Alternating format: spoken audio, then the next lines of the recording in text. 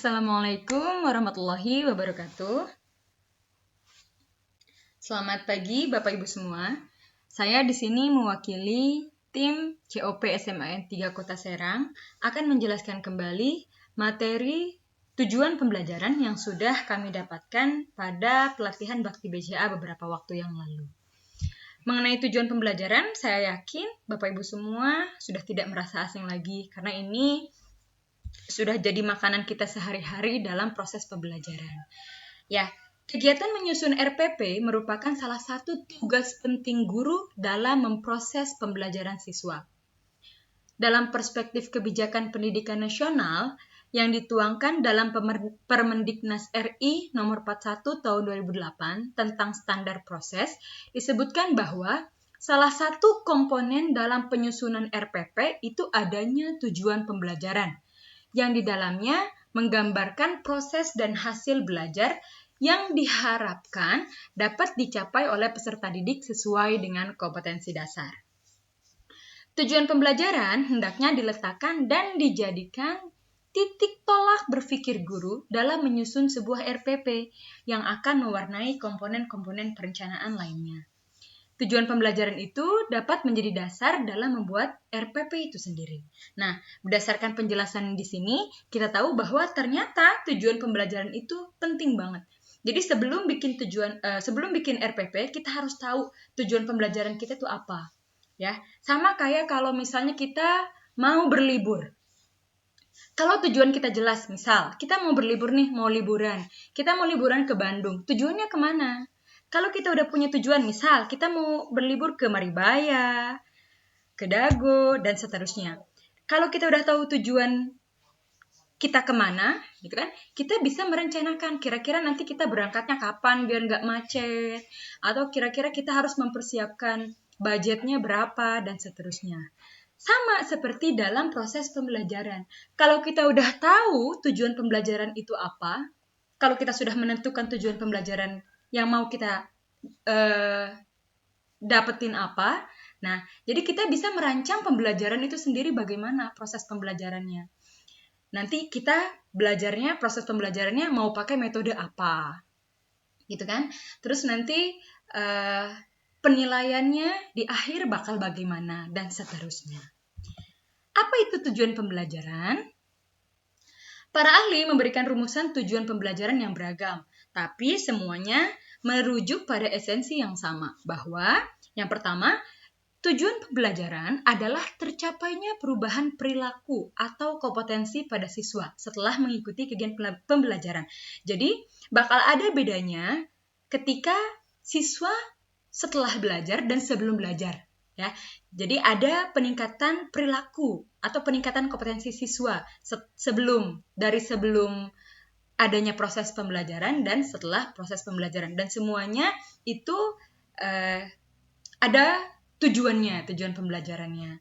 Yang kedua, tujuan dirumuskan dalam bentuk pernyataan atau deskripsi yang spesifik dalam bentuk tulisannya. Jadi, walaupun kita tahu nih tujuan pembelajaran kita apa, KD yang mau dicapai itu apa, itu harus tetap ditulis dalam bentuk tulisan. Lanjut, manfaat merumuskan tujuan pembelajaran. Upaya merumuskan tujuan pembelajaran dapat memberikan manfaat tertentu, baik bagi guru maupun bagi siswa. Nana Syaudih Sukmadinata mengidentifikasi ada 4 manfaat dari tujuan pembelajaran. Yang pertama, memudahkan dalam mengkomunikasikan maksud kegiatan belajar kepada siswa, sehingga siswa dapat melakukan perbuatan belajarnya secara lebih mandiri. Makanya kadang pada saat memulai proses pembelajaran, kita biasanya memberitahu, anak-anak hari ini kita mau belajar ini, tujuannya nanti kalian bisa begini, dan seterusnya. Nah, memang itu harus kan adanya pemberitahuan ya. Siswa diberitahu tujuan pembelajaran yang akan dicapai pada saat itu. Yang kedua, memudahkan guru memilih dan menyusun bahan ajar. Yang ketiga, membantu memudahkan guru menentukan kegiatan belajar dan media pembelajarannya kayak gimana. Kalau kita udah tahu tujuannya apa, berarti media yang tepat itu gimana, gitu kan? Kegiatan belajarnya yang tadi saya bilang mau pakai metode apa, apakah mungkin metode berkelompok, dan seterusnya ya. Yang keempat, memudahkan guru mengadakan penilaian. Selanjutnya, ini ada Benjamin Bloom. Benjamin Bloom ini adalah seorang psikolog pendidikan dari Amerika Serikat. Kontribusi utamanya adalah penyusunan taksonomi tujuan pendidikan dan pembuatan teori belajar tuntas. Pada tahun 1959, Bloom merumuskan ada 3 golongan domain kemampuan atau intellectual behavior, yaitu ranah kognitif, afektif, dan psikomotor. Nah, klasifikasi tersebut merupakan volume pertama tujuan pendidikan yang dikenal dengan taksonomi Bloom. Nah, ini yang sering kita pakai pada saat pembuatan tujuan pembelajaran. Lanjut, 3 ranah tingkah laku manusia yang kata si Bloom tadi katanya. Ada ranah kognitif, berarti ranah afektif, dan ranah psikomotorik. Yang pertama, ranah kognitif. Ranah kognitif itu yaitu ranah yang berkaitan dengan aspek-aspek intelektual atau berpikir. Di dalamnya itu mencakup, nah ini, tingkatannya itu ada yang pertama. Biasanya waktu saya kuliah dulu bilangnya C1, mengingat, C2, memahami, mengaplikasikan, menganalisis, mengevaluasi, mencipta, dan seterusnya. Nah, kalau kita udah tahu semisal nih, tujuan pembelajaran kita sekarang mau yang mana nih? Misalnya anak pengennya mampu menganalisis, berarti nanti ada KKO-nya, kata kerja operasionalnya.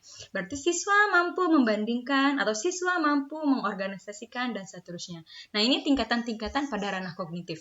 Tadi yang pertama mengingat, kedua memahami, ketiga mengaplikasikan, menganalisis, mengevaluasi, dan mencipta atau menciptakan. Itu tentang ranah kognitif. Yang kedua, ada ranah afektif, yaitu ranah yang berkaitan aspek-aspek emosional seperti perasaan, minat, sikap, kepatuhan terhadap moral, dan sebagainya. Yang di dalamnya itu mencakup ada 5. Menerima konsep, merespon konsep, menghargai, mengorganisasi, menginternalisasi.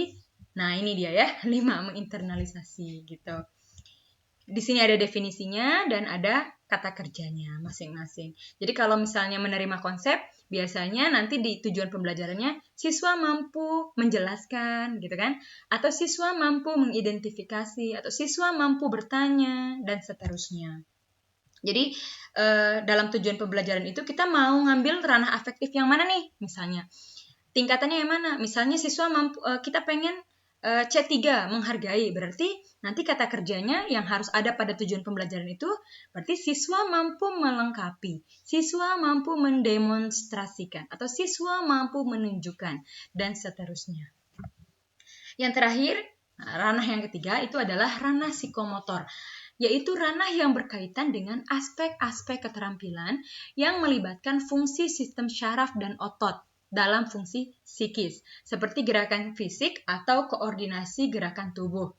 Tujuan pada ranah psikomotor dapat tercapai apabila telah mencapai ranah kognitif dan afektif terlebih dahulu.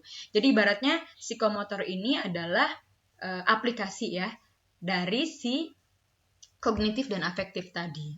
Nah, ranah psikomotor itu ini ada tingkatannya.